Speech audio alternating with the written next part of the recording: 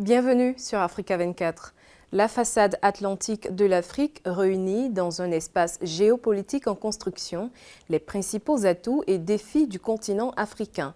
Dans cette édition de décryptage, le ministre des Affaires étrangères de la Gambie revient sur les atouts économiques de la façade atlantique africaine et l'importance de l'économie bleue pour le continent.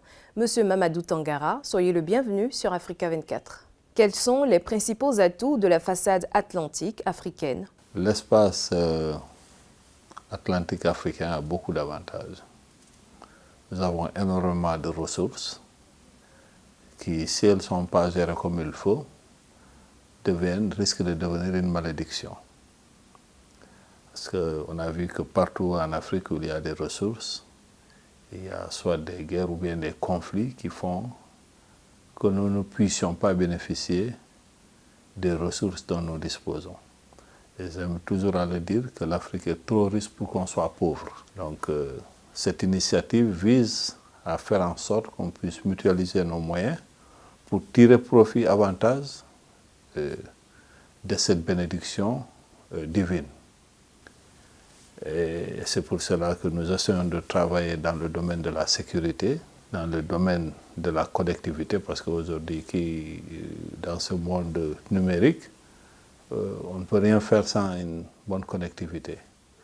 Donc, dans beaucoup de domaines, il y a des pays qui ont beaucoup plus d'avantages que d'autres. Donc, du coup, on essaie de travailler ensemble dans le cadre d'une coopération sud-sud pour promouvoir ce partenariat qui peut être que gagnant-gagnant pour nous tous. Quels sont les différents facteurs qui appuient l'importance stratégique de la façade atlantique africaine? L'importance stratégique d'abord, les facteurs, comme j'ai dit, c'est au niveau de la sécurité. Ça, c'est primordial. S'il n'y a pas de sécurité et stabilité, on ne peut rien réaliser. Et le contrôle de nos moyens aussi est important.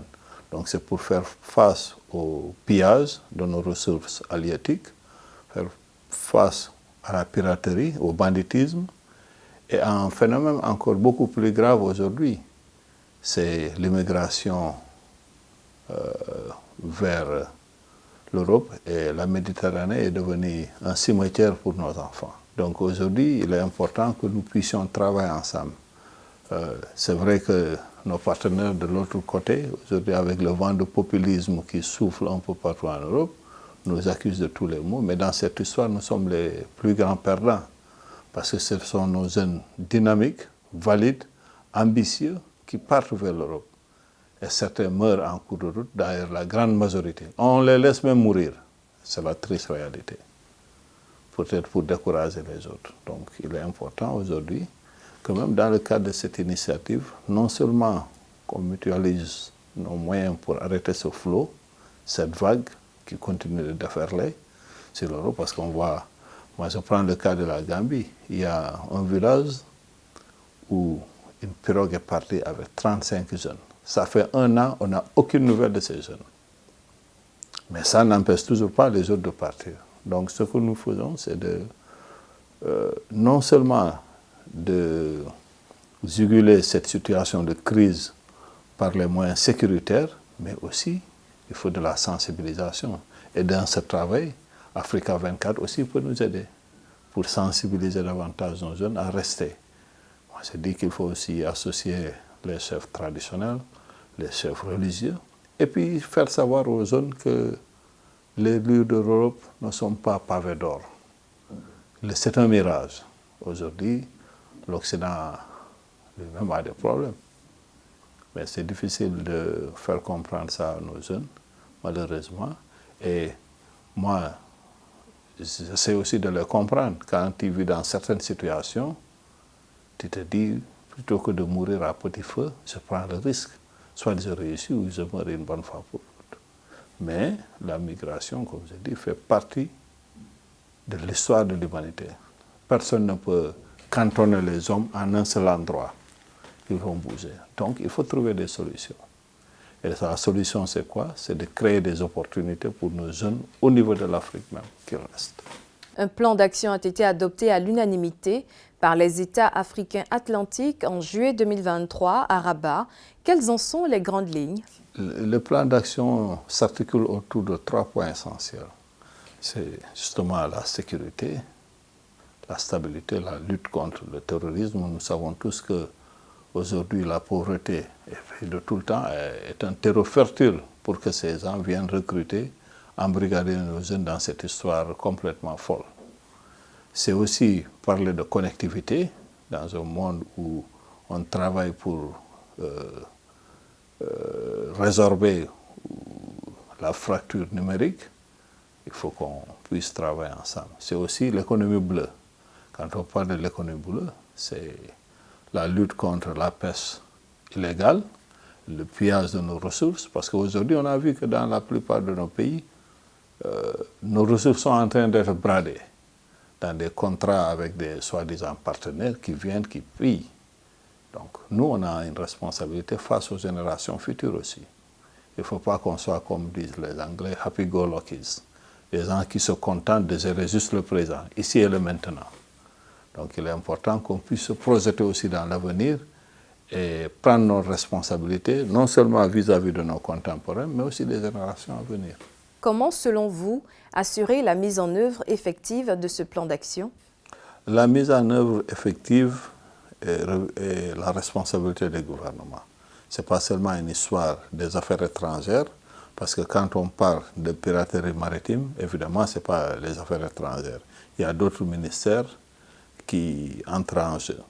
Et quand on parle de connectivité, il y a un autre ministère, économie bleue.